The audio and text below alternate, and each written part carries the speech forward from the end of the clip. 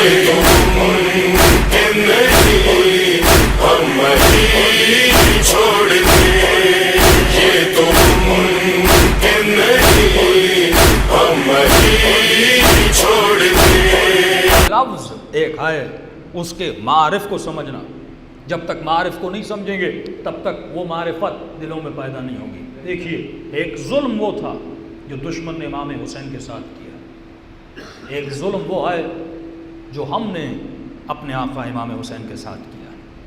وہ ظلم کیا تھا؟ ہم نے کربلا کو صرف ایموشنلائز کر دیا، ہم نے کربلا کو صرف احساسی اور احساس اور گریہ تک محدود رکھا۔ یعنی ہم نے کربلا کے لیے مرثیے لکھے، ہم نے کربلا کے لیے نوحے لکھے، ہم نے کربلا کے لیے ماتم کیا، اور ہم نے مجلس کو جس چیز تک محدود رکھا وہ یہی تھی۔ خطیب کا حل لب لباب یہ تھا کہ مجھے مجمع کو رلانا ہے، اور مجمع آتا اس لیے تھا کہ مجھے رونا ہے۔ یعنی جتنی بھی ہم نے کربلا کے کلچر سے چیزیں بنائیں یا لیں یا جو کر رہے ہیں، ان کا تعلق صرف ایموشن سے، احساسات تک ہے۔ یعنی مسائب مجھے وہ پڑھنے ہیں جس میں مجمع زیادہ سے زیادہ گریہ کرے، نوحہ مجھے بنانا ہے جس میں لوگ ماتم کریں۔ تمام تر چیزوں کا تعلق احساس سے تھا۔ یہ بھی ضروری تھا کیونکہ دنیا میں 3 قطرے پائے جاتے ہیں، ایک سیاہی کا قطرہ جسے قلم کہتے ہیں، ایک خون کا قطرہ، ایک حسین کے مجلس میں رونے والا قطرہ۔ سیاہی کا قطرہ بھی بہت ساری قوموں کے پاس، انگریزوں نے قلم کو بڑا استعمال کیا، بڑی کتابیں لکھی، بڑی دنیا میں علم کو پھیلایا۔ یہ قطرہ انگریزوں کے پاس بھی ہے، مسلمانوں کے پاس۔ خون کا قطرہ یہ بھی ہر قوم کے پاس، ہندو بھی اپنے وطن کے لیے مرتا ہے، یہودی بھی اپنے وطن کے لیے مرتا ہے، مسلم بھی اپنے وطن کے لیے جان کو دیتا ہے، خون کا قطرہ۔ لیکن ایک قطرہ تھا جو کسی قوم کے پاس نہیں ہے، اور یہ صرف پروردگار عالم نے شیعہ قوم کو دیا، وہ حسین کے گریے کا قطرہ تھا، وہ آقا حسین پر رونے کا قطرہ تھا۔ یعنی بڑی سی بڑی قوموں میں چلے جائیں، وہاں پیسے خرچ کیے جاتے ہنسانے کے لیے۔ کون سی ایسی قوم ہے جو ایسے روتی ہو جیسے شیعہ روتے ہیں، جو رونے کے لیے پیسہ خرچ کرتی ہے، جو رونے کے لیے مال خرچ کرتی ہے، جو رونے کے لیے بدن کو تکلیف میں ڈالتی ہے کہ مجھے حسین ابن علی پہ رونا، مجھے اپنے آقا پہ گریہ کرنا۔ یہ واحد قطرہ تھا جو سیدہ کی نعمت کی بدولت اس قوم کو ملا، اور اس قطرے میں بڑی طاقت ہے، اس سے گناہوں کو بخش دیا جاتا ہے۔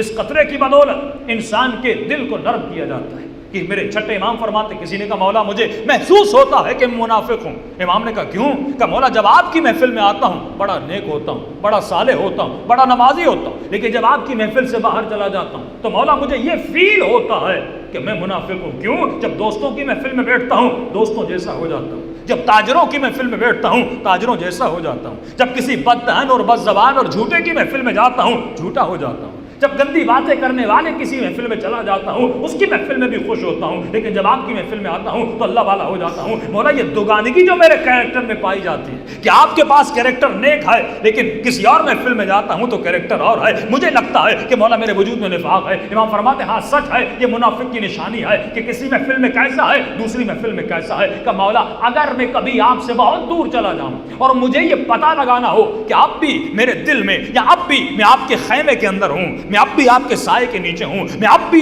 میرے دل میں اہل بیت کی معرفت اور محبت ہے، کہیں ایسا نہ ہو میری روح بدن سے نکل جائے اور جب میں مر جاؤں تو مجھے پتا چلے میں آپ سے کتنا دور چلا گیا تھا، ہزاروں کو فاصلے پر میں آپ سے تھا۔ مولا کوئی ایسی نشانی تو بتا دیجئے جس سے مجھے پتا چل جائے کہ اللہ واقعا میں اہل بیت کے قریب ہوں۔ مولا ہمیشہ تو آپ کی محفل میں نہیں رہوں گا، ہمیشہ تو آپ کے قریب نہیں رہوں گا، کبھی بزنس کے سلسلے میں کبھی سفر کے سلسلے میں آپ سے بہت دور چلا گیا۔ کوئی تو ایسی نشانی ہونی چاہیے، کوئی تو ایسا سائن ہونا چاہیے جس سے مجھے یہ پتا چلے کہ واقعا اب بھی میں اپنے مولا کے خیمے میں ہوں۔ امام فرماتے اس کی نشانی ہے ایک ہے۔ مولا وہ کون سی نشانی ہے؟ فرمایا وہ نشانی ہے قطرہ حسین ابن علی، حسین پر گریے کا قطرہ۔ کا مولا بات سمجھ میں نہیں آئی؟ فرمایا اگر تجھے پتہ لگانا ہو کہ اب بھی تو ہمارے خیمے میں ہے، زندگی کے کسی بھی پہر میں، زندگی کے کسی بھی عمر کے حصے میں تجھے پتہ لگانا ہو تو امام فرماتے اس کی آسان سی نشانی ہے۔ نشانی یہ ہے جب تم سمجھو کہ اب مجھے پتہ لگانا ہے کہ واقعا میں حسین کے خیمے میں ہوں، اپنے مولا کے خیمے میں ہوں، ایک کام کر لینا۔ مولا کون سا کام کروں؟ فرمایا میرے جد غریب حسین ابن علی کو سلام کر، اس کی مصیبت کو یاد کرنا، اس کی کربلا کو یاد کرنا، یا اس کے چند مصائب سن لینا۔ اگر تمہاری آنکھوں میں آنسو آ جاتے ہیں تو سمجھ جانا اب بھی تو حسین کے خیمے میں ہے۔ اب بھی تو ہماری محفل میں ہے کہ مولا ایسا کیوں؟ امام فرماتے ہیں جب دل قساوت کے عروج پہ پہنچ جاتا ہے، جب گناہ اس کے دل کو اپنی لپیٹ میں لے لیتے ہیں، تو امام فرماتے ہیں پھر اسے حسین کی مجلس میں بھی گریہ نہیں آتا، پھر حسین کی مجلس میں بھی رونا نہیں آتا۔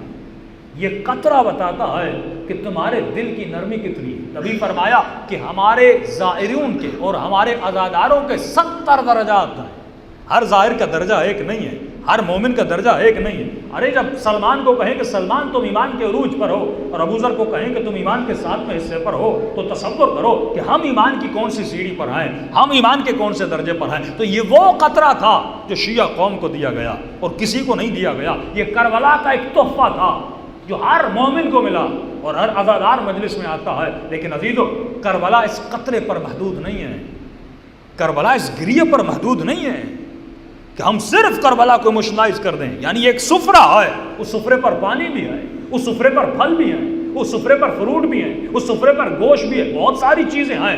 ہم صرف ایک چیز پہ مرکوز ہو جائیں، اس سفرے کی دوسری چیزوں کو چھوڑ دیں۔ ارے اتنا عظیم مقصد کربلا کا کہ مدینے سے حسین کربلا جاتے ہیں صرف اس لیے کہ مومن روئے۔ صرف اس لفظ صرف کو استعمال کر رہا ہوں، یعنی صرف مقصد کربلا یہ تھا یہ نوحیں پڑھے، صرف مقصد کربلا یہ تھا یہ ماتم کرے، صرف مقصد کربلا یہ تھا یہ مجلس میں اور گریہ کرے اور چلا جائے۔ کیا کربلا اس سے بڑی وسعت نہیں رکھتا؟ کیا کربلا کی نگاہ اور نہیں ہے کہ امام حسین نے قیام کیا؟ ہم قیام عاشورہ کے قائل ہیں۔ بہت سارے ایسے شیعہ علماء ہیں جو قیام کا انکار کرتے ہیں کہ نہیں، حسین نے حالات میں آ کر کربلا کی طرف حرکت کی تھی، لیکن بڑے بڑے علماء فرماتے نہیں، یہ قیام عاشورہ تھا۔ قیام ایک ایسی ریولیشن تھی، ایک ایسا انقلاب تھا کہ فرمایا اگر امام حسین کی لوگ مدد کرتے تو امام کو منجی عالم بننا تھا، اس دنیا میں جس کو انقلاب بپا کرنا تھا وہ امام زمانہ تھے۔ لیکن جب امام کی لوگوں نے مدد نہ کی تو یہ انقلاب پوسٹ پون ہوا، امام زمانہ تھے۔ اگر اس زمانے کے لوگوں اماموں کی لوگ مدد کرتے اور شیعہ مدد کرتے اور اس زمانے میں رہنے والے مدد کرتے تو عزیزان محترم وہ انقلاب اسی زمانے میں آ جاتا۔ جس ظہور کی دعا ہم آج کر رہے ہیں وہ ظہور اسی وقت ہونا تھا، کیونکہ لوگوں نے مدد نہیں کی۔ جس قوم کو امت بننا تھا، امت بنانے کے لیے موسیٰ نے حرکت کی۔